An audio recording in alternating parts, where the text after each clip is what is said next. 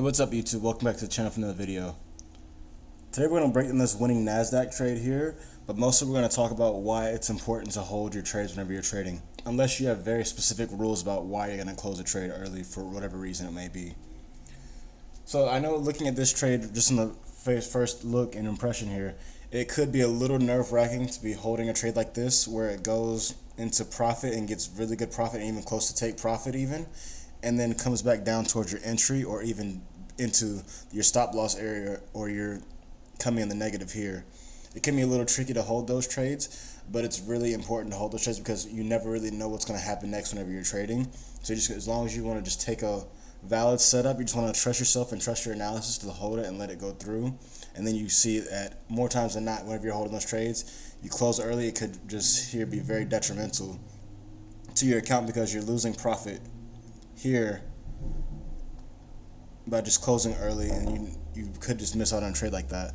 So let's just break this trade down, and I'll get back and more into why I wanted to hold this trade and why I felt confident holding it, and why or how I even felt just going through this whole process. So looking back on the 15-minute, I saw that price pulled into this area here. It's a really good order block because I'm saying that it mitigated this previous 30-minute and 15-minute order block here.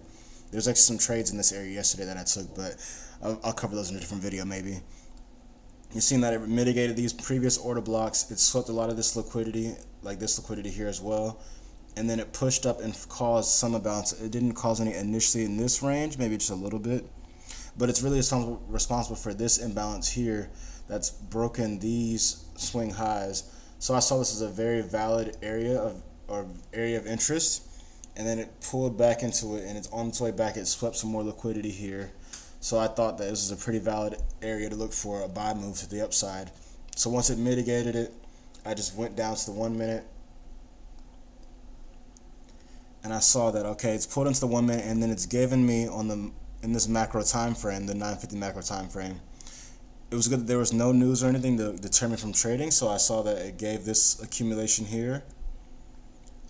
And then it gave this manipulation right towards the end of the macro time frame, and then it pushed back up and had a lot of volume and momentum right there, and gave this distribution leg, and then formed this imbalance. So I just set it up here at the highest imbalance and got in right there.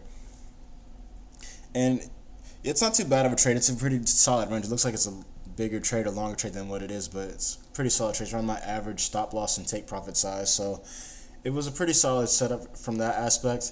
And I knew that I was also looking for a price to potentially push up to mitigate some imbalance here. So I was looking at, this is where the profit is, or the take profit was. So I was looking at price to potentially sweep these highs and then push back up to sweep or mitigate this imbalance here as well. So which it clearly did. So I probably could have left a small bit of a runner, but I just wanted to secure the profit. So going through this trade, it was a little bit nerve-wracking, you could say. I think my heart did beat just a little bit, just because I didn't expect it to push back down like this. But you never know what's going to happen next in trading, because it could have just went right here and then shot all the way down and hit stop loss, or it could have went by here, had a little hiccup, and then hit take profit, or got right here and got another continuation move in this here macro, which is actually playing out right now. If we can see, take entry right there, it's playing out right now. So it could be a little nerve-wracking with all this bearish pressure, but I just had to trust my analysis, and I know that I don't close trades early. I just wanted to follow my rules. You can't really close your trades early because it's really critical when you see it here. Okay, got near my entry or hit right here at break even. I did have a small thought about closing, but I just wanted to trust myself and hold it because, yeah, I didn't know what was going to happen next. I didn't literally, if I would have closed it right there, it would have reversed instantly. And this is on the 1 minute time frame, so it probably reversed in like the next second, and then went back to take profit within the next, 10 or so minutes? Yeah, like 10, 15 minutes. So it's very critical to hold your trades unless you had like a rule, like, okay, if there was news here at, like, let's say there was news at 11, I might have closed it early, like 5 or so minutes early. That would make sense to close it. And a better example, there is FOMC news you can see down here at 2 o'clock. So I'm definitely avoiding that. But if I was in a trade, let's say, and it was going up to 2 o'clock, I'd probably close it maybe 5, 10, or 15 minutes early just to secure profit or get out of the trade and make sure I'm not affected by whatever news is going to be dropped or whatever market's going to be doing at that time. Because this is especially a really heavy news event. So I know I want to avoid that type of volatility and push that might give. So that'd be an example of why you would close a trade early. But outside of that, I usually just trust my analysis and I go on and accept that in any given trade, it's either going to hit stop loss or take profit. You need to just have to understand that and accept that as a reality of trading. So if it hits your stop loss, you just say, okay, fine, it's a valid loss. Hopefully you checked all your rule boxes and checked your whole process checklist, and then you can just move on to the next trade. If it didn't, then you can review that and see why you didn't make all your checklists, but it should just be a valid loss when you hit stop loss or take profit as well. It should just be a valid win.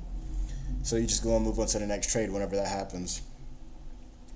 So yeah, that's mostly it for today. I just wanted to review this trade setup or trade breakdown and show you guys why it's important to take that green, not close a trade, because if you closed here, like in this instance, you could have closed there and reversed on you immediately, then it would have hit take profit and you probably would have had a lot of regret and FOMO, which I also have another video about, and another video about not closing your trades early, because this happens pretty often in trading. I'm sure you guys have seen many examples of where you might close a trade early and then it goes and hit your take profit and you're like, wow, why couldn't I hold it? The key is you just got to hold your trade, trust your analysis, and understand that you can't predict what's going to happen next in the market. You're just following some rules and a system that you have and your strategy, and you're just trying to just trust it. So I just trusted my analysis and I just held it, and it ended up paying it in this instance. So I've wrapped the video up here, you guys. Just make sure you check out some more content on the channel and like and subscribe, and I'll see you guys next video.